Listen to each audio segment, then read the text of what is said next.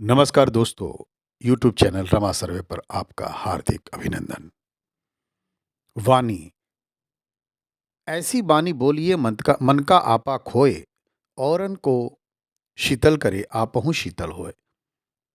पानी अगर मर्यादा तोड़े तो विनाश होती है मित्रों, और वाणी अगर मर्यादा तोड़े तो सर्वनाश। जमीन अच्छी हो, खाद अच्छी हो, मगर पानी अगर खारा हो तो फूल नहीं खिलते गुलशन में। उसी प्रकार स्वभाव अच्छा हो, विचार अच्छा हो, मगर वाणी खराब हो तो संबंध भी नहीं टिकते। जीवन में वाणी को संयम में रखना अनिवार्य है, क्योंकि वाणी से दिए हुए घाव कभी नहीं भरे जा सकते मित्रों।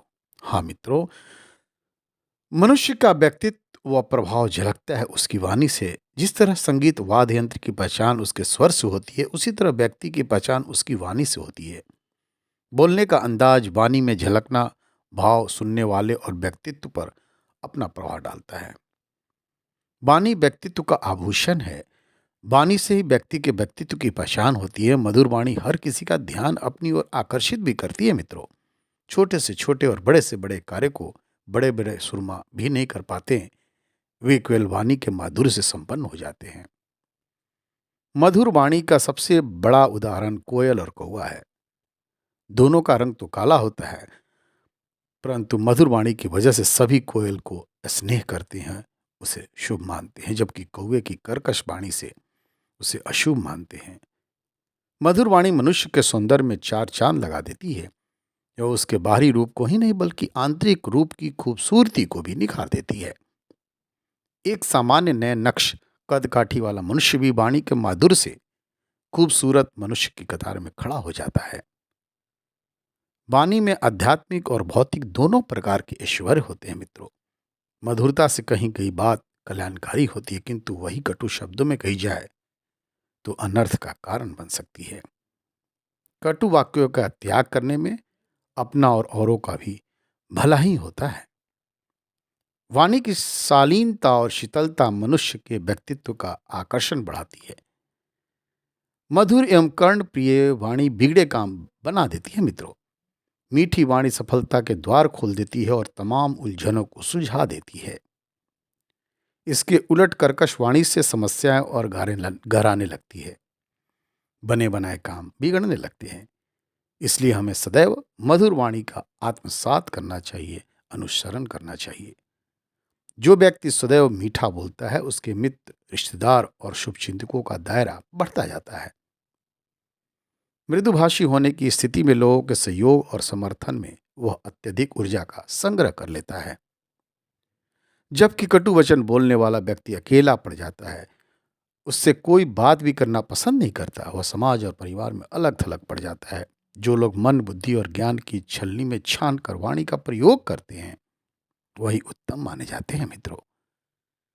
जो व्यक्ति बुद्धि से शुद्ध वचन का उच्चारण करता है, वह अपने हितों को तो समझता ही है, जिससे वह बात कर रहा है उसके हित को भी समझता है। वो वास्तव में वाणी को संयम में रखने वाला व्यक्ति निखर शिखर पर पहुंचता है। वाणी का संयम व्यक्ति को प्रखर भी बना देता है। वाणी संयम एक तरह से वाक सिद्धि है। जिसने अपनी वाणी को संयमित कर लिया, वह व्यक्ति अद्वितीय हो जाता है। लोग उसी तरफ आकृष्ट होने लगते हैं। वाणी को संयमित रखने वाला व्यक्ति स्वतः संस्कारों की खान में परिवर्तित हो जाता है। ऐसे व्यक्तित्व सदैव अनुकरणीय एवं प्रेरणादायक होते हैं। ऐसी चर्या एक आदर्श जीवनचर्या है। अगर आज के युवा वर्ग में अपनी वाणी को संयमित कर लिया, तो वह राष्ट्र के निर्माण में अपना अहम योगदान देने के साथ ही सामाजिक परिवेश को पावन करेगा और वह राष्ट्र प्रगति के पथ पर अग्रसर होगा। भगवत गीता में 3 प्रकार के तत्वों की चर्चा की गई है। शारीरिक तप, मानसिक तप और वाचिक तप शामिल है। वाचिक तप का आशय प्राणी के वाणी होता है। इसके संबंध में कहा गया है कि उद्वेग उत्पन्न न करने वाला वाक्य, हितकारक तथा सत्य पर आधारित वचन एवं स्वाध्याय वाचित तप है।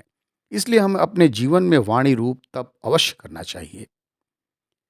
किसी मूर्तिकार की तरह हमें अपनी वाणी को तराशते रहना चाहिए। बोलने में पहले हमें अपने शब्दों को तौल लेना चाहिए।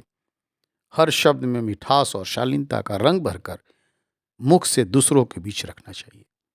आपकी वाणी ऐसी होनी चाहिए मित्रों, अगर कोई उसे सुने तो वाह वाह तो जरूर कहे। संत कबीर ने कहा भी है, ऐसी बानी बोलिए मन का आपा खोए। जी हाँ मित्रों, जो दूसरों को शालीनता प्रदान करे और खुद को भी शालीनता प्रदान करे, वही सही मनुष्य है। जो वाणी सत्य को संभालती है मित्रों, उस वाणी को सत्य संभालता है, उसी वाणी को सत्य संभालता है। बहुत बहुत धन्यवाद।